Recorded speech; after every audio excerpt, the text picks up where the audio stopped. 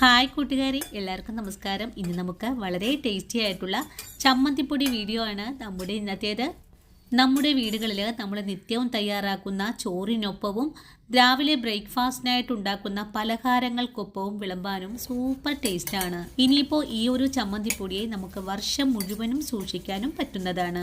ഇനിയിപ്പോൾ വിദേശത്തൊക്കെ താമസിക്കുന്ന ആൾക്കാർക്ക് നമുക്കുണ്ടാക്കി കൊടുക്കാനും പറ്റിയ നല്ലൊരു റെസിപ്പി തന്നെയാണ്. ചില ദിവസങ്ങളിൽ ഉച്ച ഊണിന് പ്രത്യേകിച്ച് കറികളൊന്നുമില്ലാത്ത സമയത്ത് ഇതുപോലൊരു ചമ്മന്തിപ്പൊടിയിലേക്ക് ഒരു നുള്ളു വെളിച്ചെണ്ണ കൂടി ചേർത്ത് കഴിക്കാനാണെങ്കിൽ നമുക്ക് വയറ് നിറയെ ചോറുണ്ടാവുന്നതുമാണ്. അപ്പോൾ എങ്ങനെയാണ് വളരെ ഹെൽത്തിയും ടേസ്റ്റിയുമായിട്ടുള്ള ചമ്മന്തിപ്പൊടി തയ്യാറാക്കി എടുക്കുന്നതെന്ന് നമുക്കൊന്ന് നോക്കാം. ചമ്മന്തിപ്പൊടി തയ്യാറാക്കി എടുക്കാനും വേണ്ടിയിട്ട് ഞാനിവിടെ ഒരു നാളികേരം തിരുമ്മി വെച്ചിട്ടുണ്ട്.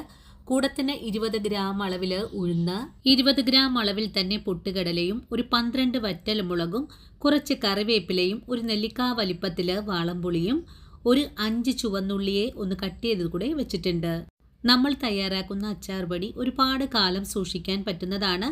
ഒരു 3 മാസത്തേക്കാണെങ്കിൽ നിങ്ങൾക്ക് ചുവന്നുള്ളി ചേർക്കാവുന്നതാണ്. വർഷം മുഴുവനും സൂക്ഷിക്കണമെങ്കിൽ ചുവന്നുള്ളിയെ ഒഴിവാക്കാവുന്നതുമാണ്. ഇത്രയും കാര്യങ്ങളൊക്കെ എടുത്തു വെച്ചാൽ നമുക്കിതിനെ എല്ലാം ഒന്ന് റോസ്റ്റ് ചെയ്തെടുക്കണം.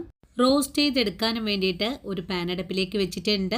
പാൻ ഇപ്പോൾ ചൂടായി വന്നു. ഞാനിതിലേക്ക് നമ്മൾ എടുത്തിട്ടില്ല തേങ്ങയാണ് ആദ്യം തന്നെ ഇട്ട് കൊടുക്കുന്നത്.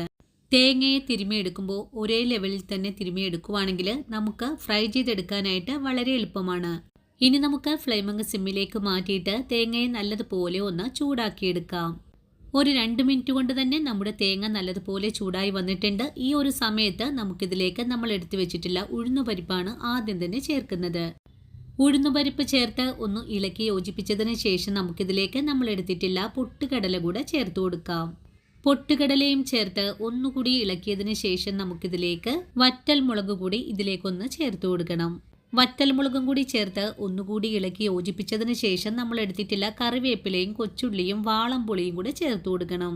നമ്മൾ ഇതിലേക്ക് ചേർക്കുന്ന ചേരുവകളെല്ലാം തന്നെയും ഓരോന്നായിട്ട് ചേർത്ത് കൊടുക്കുന്നത് ഇതൊരു തരി പോലും കരിയാതിരിക്കാനും വേണ്ടിയിട്ടാണ്. ഇനി നമുക്ക് ഈ വാളംപുളിയെ ഇതുപോലെ കൊച്ചു പീസുകളായിട്ടൊന്ന് മുറിച്ചുകൂടി ഇട്ട് കൊടുക്കണം. എന്നിട്ട് ഒന്നുകൂടി ഇളക്കി യോജിപ്പിച്ചെടുക്കണം. ഈ സമയത്തും നമ്മുടെ ഫ്ലെയിം സിമ്മിൽ തന്നെയാണ്. സിമ്മിൽ വെച്ച് കൊടുത്ത് വേണം നമുക്കിതിനെ നല്ല പോലെ മുരിയിച്ചെടുക്കാനായിട്ടും. ഒരു 5 മിനിറ്റ് നേരം ചെറിയ തീയിൽ വെച്ച് ഇളക്കിക്കൊണ്ടിരുന്നപ്പോൾ ഇതേ ഒരു കളറിലേക്ക് മാറി കിട്ടിയിട്ടുണ്ട്.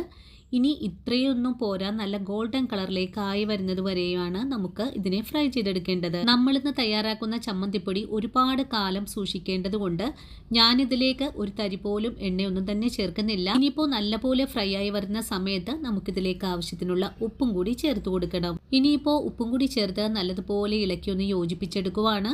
ഈ ഒരു സമയത്തും നമ്മുടെ ഫ്ലെയിം സിമ്മിൽ തന്നെയാണ് ഇരിക്കുന്നത്. ഒരു 7 മിനിറ്റ് ഒക്കെ കഴിഞ്ഞപ്പോൾ നമ്മുടെ തേങ്ങ ഇതേ ഒരു രീതിയിലേക്കൊന്ന് മാറിക്കിട്ടിയിട്ടുണ്ട്. ഇനി നമുക്ക് ഫ്ലെയിം ഓഫ് ചെയ്ത് കൊടുക്കാം. അതിനുശേഷം നമുക്കിതിലേക്ക് 1/4 ടീസ്പൂൺ അളവിൽ മഞ്ഞൾപ്പൊടിയും 1 സ്പൂൺ അളവിൽ കാശ്മീരി മുളക് പൊടിയും കൂടി ചേർത്തിട്ട് ഒന്നുകൂടി ഇളക്കി യോജിപ്പിക്കുവാണ്. ഞാൻ നേരത്തെ തന്നെ ഫ്ലെയിം ഓഫ് ചെയ്ത് കൊടുത്തത് കൊണ്ട് ഈ ഒരു പാനിൽ നിന്നും മാറ്റേണ്ട ആവശ്യമില്ല. നിങ്ങൾ ഫ്ലെയിം ഓഫ് ചെയ്യാതെയാണ് പാൻ ഇറക്കി വെക്കുന്നതെങ്കിൽ മറ്റൊരു പാത്രത്തിലേക്ക് ഈ ഒരു വറുത്തെടുത്ത ചമ്മന്തിപ്പൊടിയെ ഒന്ന് മാറ്റേണ്ടതാണ്. അല്ലെങ്കിൽ ചട്ടിയുടെ ചൂട് കൊണ്ട് ഇത് പെട്ടെന്ന് കരിഞ്ഞു പോവാനും സാധ്യതയുണ്ട്. ഇനിയിപ്പോൾ നമ്മുടെ ചമ്മന്തിപ്പൊടി ഒന്ന് ചൂടാറി തണുത്തതിന് ശേഷം ഒരു മിക്സിയുടെ ജാറിലേക്ക് മാറ്റിയിട്ട് ഇതിന് നല്ലതുപോലെ ഒന്ന് പൊടിച്ചുകൂടെ എടുക്കണം. ഒരു 5 മിനിറ്റ് ഒക്കെ കഴിഞ്ഞപ്പോൾ ചമ്മന്തിപ്പൊടിയുടെ ചൂടക്കാറി വന്നു. ഞാനൊരു മിക്സിയുടെ ജാറിലേക്ക് മാറ്റിയിട്ട് ഇതുപോലെ ഒന്ന് പൊടിച്ചുകൂടെ എടുത്തിട്ടുണ്ട്. ഇനി പൊടിച്ചെടുത്ത പൊടിയെ ഞാനൊരു പാത്രത്തിലേക്ക് കൂടെ മാറ്റുവാണ്. അപ്പോൾ കണ്ടല്ലോ കൂട്ടുകാരെ, വളരെ രുചികരമായിട്ട് തന്നെ നമ്മൾ തയ്യാറാക്കി എടുത്തിട്ടില്ല നല്ല അടിപൊളി ചമ്മന്തിപ്പൊടി. ഈ ഒരു ചമ്മന്തിപ്പൊടിയെ ചൂട് ചോറിനൊപ്പം കഴിക്കാനും നമ്മുടെ വീട്ടിൽ രാവിലെ ഉണ്ടാക്കുന്ന പ്രഭാത ഭക്ഷണങ്ങൾക്കൊപ്പം സൈഡായിട്ട് എടുക്കാനും വളരെ ടേസ്റ്റാണ്. അപ്പോൾ ഇന്നത്തെ വീഡിയോയും ഇത്രയുള്ളൂ കൂട്ടുകാരെ. ഈ ഒരു വീഡിയോയും എൻ്റെ കൂട്ടുകാർക്ക് ഒരുപോലെ തന്നെ പ്രയോജനകരമായി എന്ന് തന്നെ വിശ്വസിക്കുവാണ്. വീഡിയോ ഇഷ്ടമായിട്ടുണ്ടെങ്കിൽ തീർച്ചയായിട്ടും ട്രൈ ചെയ്ത് നോക്കുക. ട്രൈ ചെയ്ത് നോക്കിയിട്ട് നിങ്ങൾക്ക് ഇഷ്ടപ്പെടുവാണെങ്കിൽ നിങ്ങൾക്ക് കിട്ടിയ ഈ ഒരു അറിവിനെ നിങ്ങളുടെ കൂട്ടുകാരിലേക്കൊന്ന് ഷെയർ ചെയ്ത് കൊടുക്കാനും വീഡിയോയെക്കുറിച്ചുള്ള അഭിപ്രായങ്ങളെല്ലാം കമൻസ് ആയിട്ട് അറിയിക്കാനും മറന്നു വരുത്. ഇനിയിപ്പോൾ ആദ്യമായിട്ട് കാണുന്ന കൂട്ടുകാർ ആരെങ്കിലും ഉണ്ടെങ്കിൽ ഒന്ന് സപ്പോർട്ട് ചെയ്യണേ.